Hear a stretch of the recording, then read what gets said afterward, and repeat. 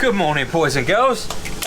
Right, another week down the garage. Actually, I'm off work this week. It's Tuesday already. Monday was yesterday. I have a few bits to do at home, but it's Tuesday. I'm down at the garage. Be down here for the next couple of days. The old man's next door, as you can probably hear, with the angle grinder with the brushes, cleaning up the front end of the chassis.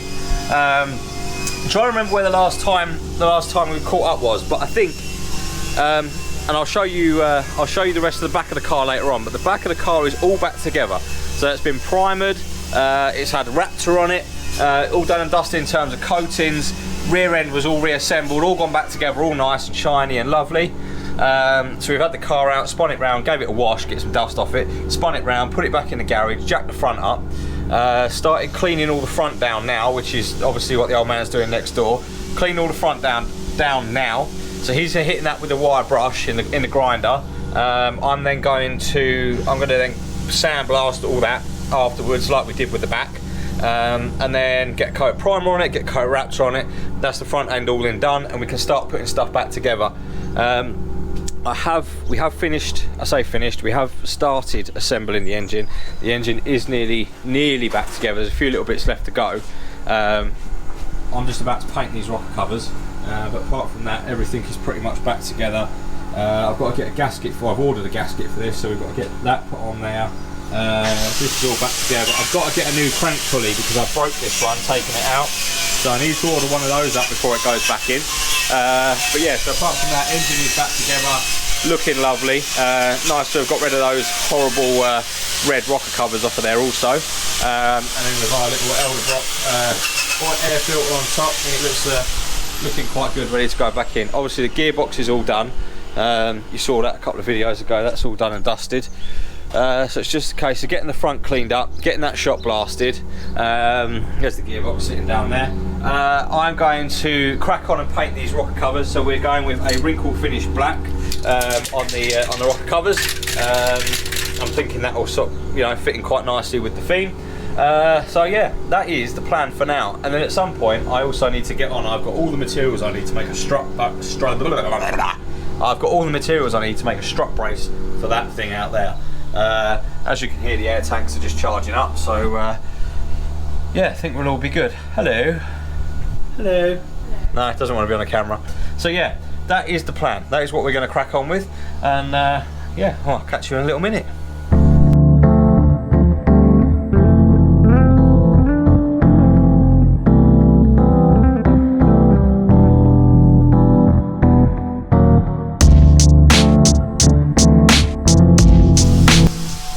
Okie doke, so that is those painted. They've got 2 coats as per the instructions. This one I've given 2 very thick coats because there was some infections I was trying to hide.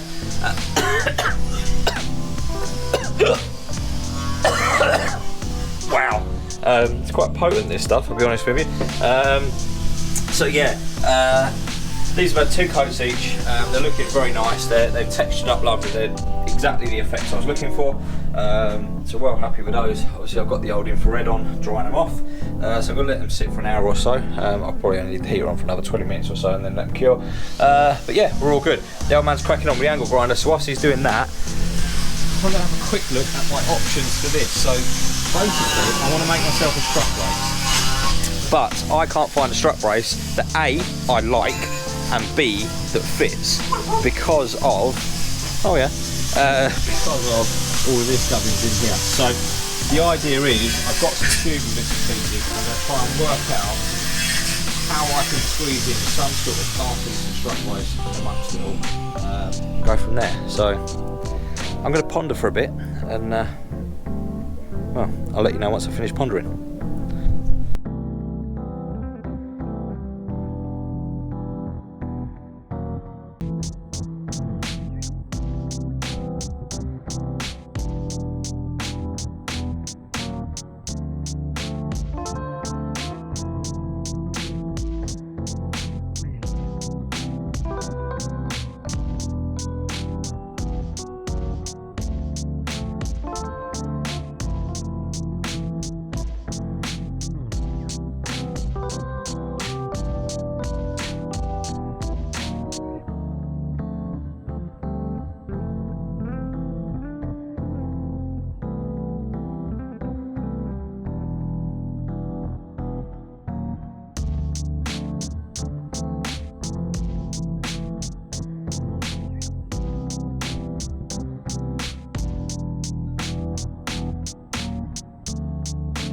Okay, so got myself this centerpiece of the brace tacked up. In fact, I've already designed this on CAD, to be honest with you. So I should probably insert that little clip of the design, which I'll do now whilst I'm walking to the car.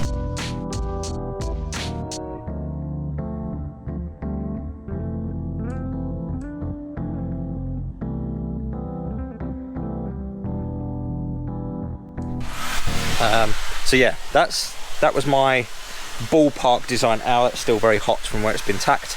That was my ballpark design that I came up with the other evening whilst sitting in the office having a few beers, just chilling. Office at home, just to clarify, not getting pissed at work. That was the design I came up with. Now it's going to need a few modifications and bits and pieces to work, I think. Like obviously in that design you can see it's all just flat because I didn't know what the angles of the turrets and bits and pieces were. So now that I know that, obviously, then you know I can adjust everything ad hoc to suit. But yeah, so here's the basic design. Now this is still quite warm. Now obviously the floors are going to be clashing with this, which sits really high, and clashing with the manifold, which sits really high. Now I can bend the ends down. That's not a problem. I can bend the ends down to meet the plates that are going to come up. It's still gonna. I mean, that's really hot still. That clears at that sort of height enough to be clear of anything else. Ooh, I wonder if I could. Now my design shows these connecting to this side here, the big upstand. But in theory, the only reason why I couldn't have them connecting at this end of the upstand. That could possibly work. Do you know what I'm going to do? I'm going to cut my strut mounts first. That's what I'm going to do. So to try and make this a little bit easier and quicker on myself, when I ordered the bits and pieces, I ordered most of my stuff already cut. So that little fillet piece that's gone between the two bars, that piece of 1.5, that I had cut on the guillotine by the manufacturer, or by the steel yard when they sent it, and these discs, which are going to be my top mounts, or the basis for my strut mounts, I had laser cut, or water jet cut, laser cut these ones, so that I didn't have to mess around trying to make circles, because I thought that would make life easier. And then I basically got this piece of flat bar, I've got this piece of flat bar which I'm going to try and bend round the end of one of these to make the upstand that's then going to take this. So I'm going to drill out my centre holes on these and get these offered up, and then we'll go from there. I reckon that's a good idea. Right, let's crack on.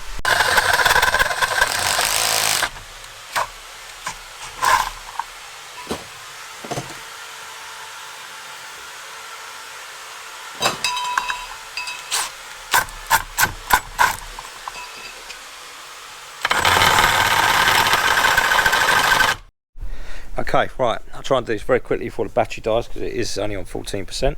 I have now got two nicely cut out rings. A bit ropey on the top side where I cut through them, but the solution to that is we just turn them up the other way, and they look wonderful from the other side. So basically, yeah, one of those is going to go there, one on the other turret. I will drill out the holes for the doodads to go on in just a second, and then, yeah, pretty much we've got to work out how we're going to connect said centerpiece to the middle piece. The centerpiece, that strip, I'm planning on cutting holes all the way down the middle, like swage holes. But I'll do that after everything's put together, because when you cut swage holes in 1.5 mil, it's going to warp the living daylights out of that. So yeah, look, that is my plan for the moment. So cup of tea time, I reckon. Cup of tea, have a think about it. The old man has finished with the grinder on this, so this is all looking a lot better than it was with the grinder. So I'll climb under here in a minute with the blasting pot and give that all a blast, and then hopefully we can start masking that up.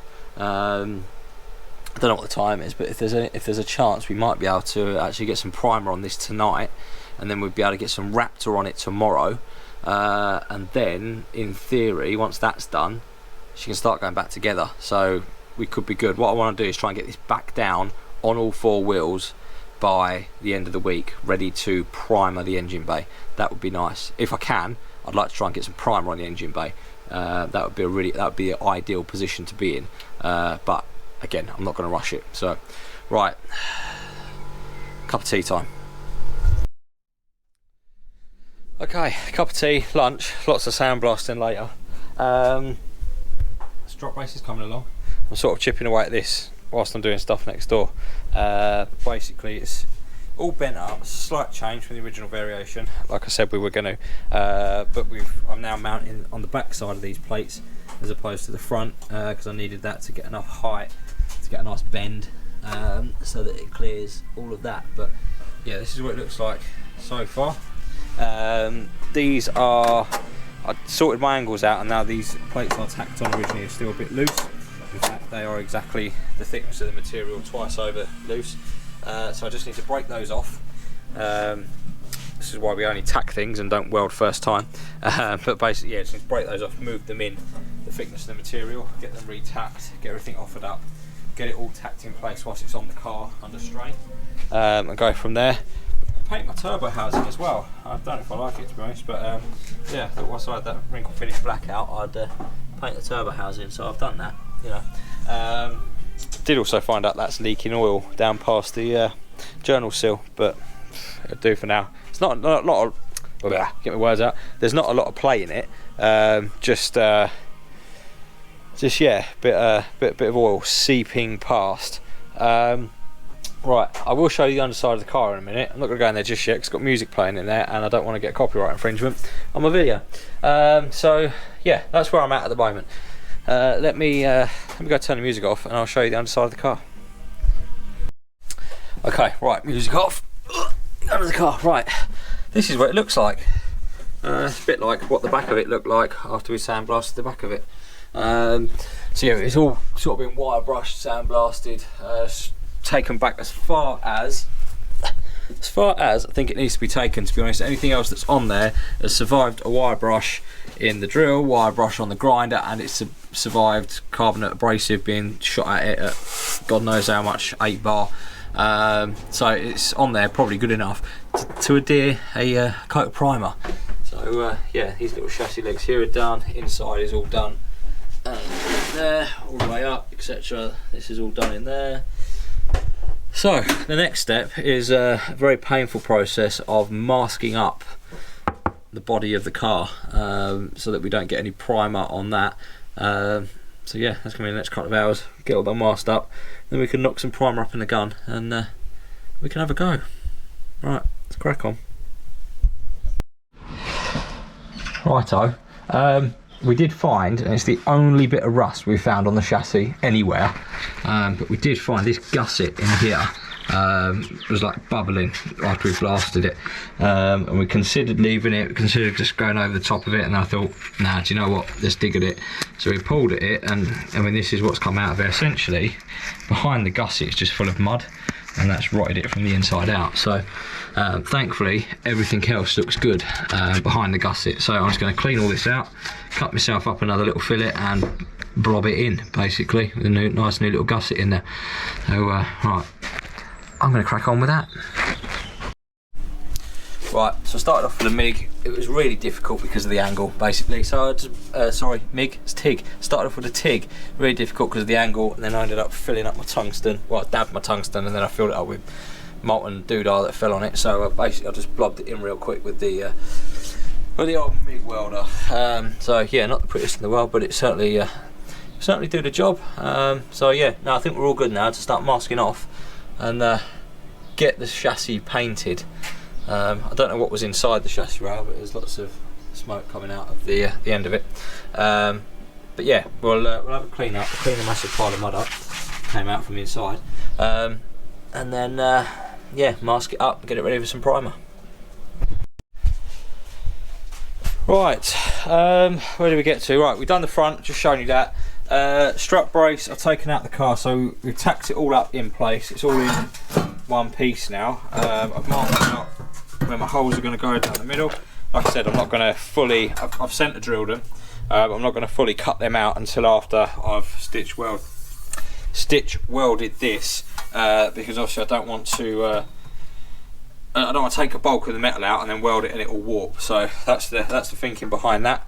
I've got to weld up these ends here, and then basically once these are welded up, I'll make these corners look nice. So I'll sort of round the corners off, make them look somewhat fancy on each end. And then yeah, that is going to be said strop brace for the car. We'll paint that up. I don't know what I'm going to do with that yet, whether it'll be coloured grey paint or don't really know, but I'll paint it with something. The covers are back on the engine. Whoops. The rocker covers are back on the engine now. I've not bolted them down yet because there's still some little bits of shit on the inside of the rocker cover I noticed earlier that I want to clean up before they go back on for the final time. So I think particularly this one, if I remember rightly. Is it this one? Yeah, there's like some little bits of crap sitting in there, so I get that cleaned out before it goes on, or else they end up in the new oil. So I let them harden properly. They're touch dry, obviously. I let them harden properly overnight, and then I'll give them a clean out on the inside. But yeah, they're looking much better now in the crinkle finish black rather than they were when they were bright red. Didn't get the thermostat housing put on today, to be perfectly honest with you, because we just got busy doing other stuff. But I might get that done tomorrow. It's an end of the day thing. Bolt that up. And then that is pretty much said engine back together, ready to go. It's just the just got to find a new one of these pulleys, and then that's drop that in and away we go. Really, oil, filter, put some new spark plugs in it. Lovely job. So yeah, basically this is all done. Strut brace is halfway through being made. This is nearly there.